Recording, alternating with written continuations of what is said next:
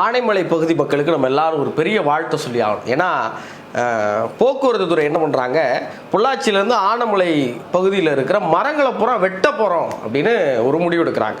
சாலையை விரிவுபடுத்த போகிறோம், இங்கே இருக்கிற விபத்துகளை தடுக்க போகிறோம் அப்படின்னு சொல்லி 22/4/2024 அன்னைக்கு திங்கக்கிழமை வெட்ட போகிறோம்னாங்க. அந்த பகுதியில் இருக்க எல்லா மக்களும் சேர்ந்து போகிறான்னாங்க.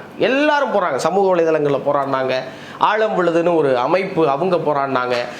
அங்கே இருக்கிற சோஷியல் மீடியா யங்ஸ்டர்ஸ்னு எல்லாரும் சேர்ந்து போராடி திங்கக்கிழமை எல்லாரும் ஒன்று கூடி இன்னைக்கு போக்குவரத்து துறை அந்த முடிவை கைவிட வச்சிருக்கிறாங்க. நம்ம எல்லாரும் சேர்ந்து அவங்களுக்கு ஒரு பெரிய தலைவணக்கம் கொடுக்கணும். ஏன்னா இன்னைக்கு அந்த பகுதியில் போனவங்களுக்கு தெரியும், பொள்ளாச்சியிலேருந்து ஆனமலைக்கு 2 பக்கம் அப்படியே கொடை மாதிரி இருக்கும் மரம். அவ்வளவு பசுமையாக அவ்வளவு அழகாக இருக்கும். இந்த மரத்தை நாங்கள் வெட்ட போகிறோம், வெட்டிவிட்டு என்னையா செய்ய போகிறீங்க, இந்த மரத்தை திருப்பி உருவாக்க முடியுமா?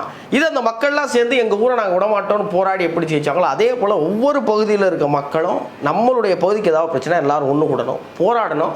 நம்ம மண்ணையும் நம்ம மக்களையும் நமக்கான உரிமைகளையும் நம்ம தான் மீட்டெடுக்கணும். அதுக்கு பொள்ளாச்சி ஆனைமலை பகுதி மக்கள் பெரிய உதாரணமாக நீங்கள் மாறி இருக்கிறாங்க. உங்கள் எல்லா சார்பாகவும் அவங்களுக்கு என்னுடைய வாழ்த்துக்கள்.